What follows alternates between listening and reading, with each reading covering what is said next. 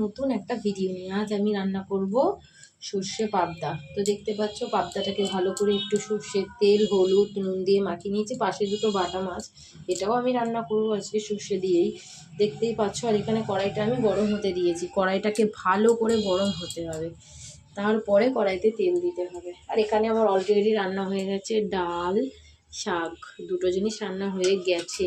মাছটা করব, সবার লাস্টে ভাতটা করবো। দেখতেই পাচ্ছ তেলটা খুব ভালো করে গরম হয়ে গেছে। তো এবার আমাকে এক একটা করে মাছ এই খুন্তির সাথে ছাড়তে হবে। মাছটা কিন্তু খুবই ফাটে।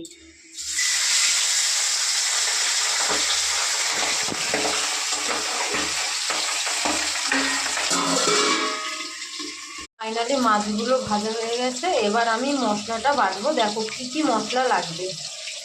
এখানে হচ্ছে আমি সর্ষে নিয়েছি, সাদা সর্ষে, একটু পোস্ত, আর এখানে আমি 4টে কাঁচা লঙ্কা নিয়েছি, যে যেরকম ঝাল খাও। এবার সর্ষের মধ্যেই আমাকে নুনটা দিয়ে দিতে হবে।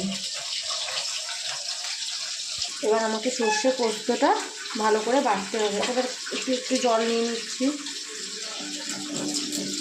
সুন্দর করে বাটতে হবে সর্ষে পোস্তটাকে।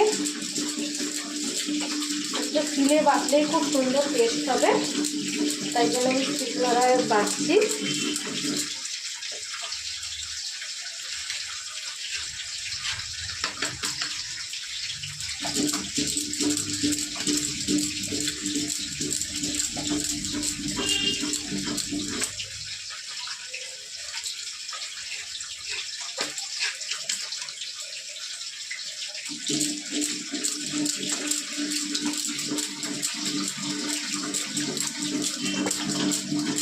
সুন্দর করে সর্ষেটা বেটে নিয়েছে। আর এদিকে তো মাছ ভাজা অলরেডি হয়ে গেছে।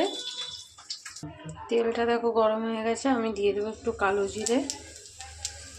কালো জিরেটা একটুখানি ভাজা হবে। আর এখানে আমি হলুদ আর ওই সর্ষেটা রেডি করে রেখেছি, সেটা আমাকে দিয়ে দিতে হবে।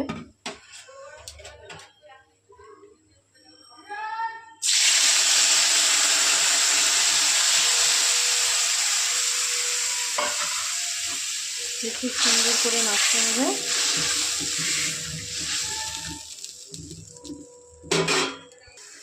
দেখতে পাচ্ছ পাকা মাছটা খুব সুন্দরভাবে তেল বেরিয়ে এসছে, প্রায় হয়েই এসছে। মাছটা বেশি নাড়ানো যাবে না, তাহলে ভেঙে যাবে।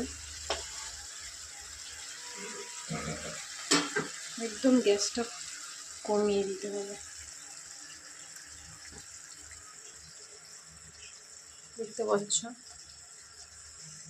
দেখতেই পাচ্ছ মাছটা আমার খুব সুন্দর হয়ে গেছে।